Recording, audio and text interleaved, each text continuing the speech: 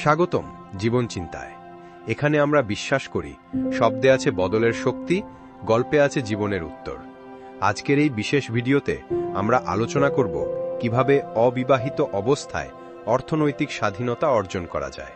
হ্যাঁ, অনেক তরুণী চাকরি পাওয়ার পর টাকা খরচ করতে গিয়ে ভবিষ্যতের কথা ভুলে যায়, কিন্তু সঠিক পরিকল্পনা থাকলে আপনি খুব সহজেই আর্থিকভাবে স্বাধীন হতে পারেন।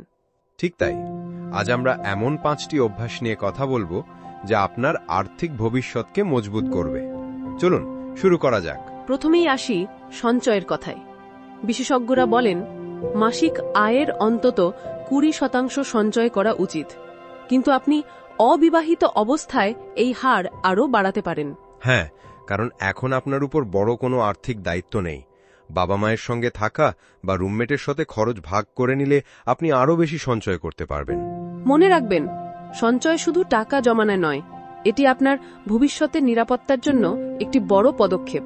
অনেকেই ভাবে যা আছে কপালে, কিন্তু এই চিন্তা বিপদ ডেকে আনতে পারে। হঠাৎ অসুস্থতা, চাকরি হারানো বা বড় কোনো খরচের সময় এই জরুরি তহবিলই আপনার ভরসা হবে। অন্তত 3 থেকে 6 মাসের ব্যয়ের সমপরিমাণ টাকা জমিয়ে রাখুন। এটি আপনাকে যে কোনো অপ্রত্যাশিত পরিস্থিতিতে সাহায্য করবে। বেতন বাড়লেই জীবনযাত্রার মান বাড়িয়ে দিলে প্রকৃতপক্ষে আপনি আর্থিকভাবে এগোচ্ছেন না। অতিরিক্ত খরচ না করে বরং নিয়ন্ত্রিত জীবনযাপন করুন। আয় বাড়ুক, কিন্তু জীবনযাত্রার মান একই রাখুন। এটাই সফলতার মূল মন্ত্র। অনেকেই ভাবে ঋণ নেওয়া সবসময় খারাপ নয়, কিন্তু যদি তা শুধু ফ্যাশন বা গাড়ি কেনার জন্য হয়, তাহলে সেটা আপনার জন্য ক্ষতিকর। বরং সেই টাকা বিনিয়োগ করুন শেয়ার বাজার, মিউচুয়াল ফান্ড বা সঞ্চয়পত্রে। এগুলো ভবিষ্যতে আপনাকে আরও বেশি টাকা দেবে।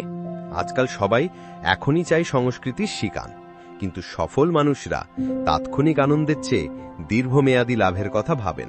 আপনার চাহিদা আর লোভের মধ্যে পার্থক্য করুন। শুধু প্রয়োজনে টাকা খরচ করুন, নয়তো ভবিষ্যতে আফসোস করতে হবে।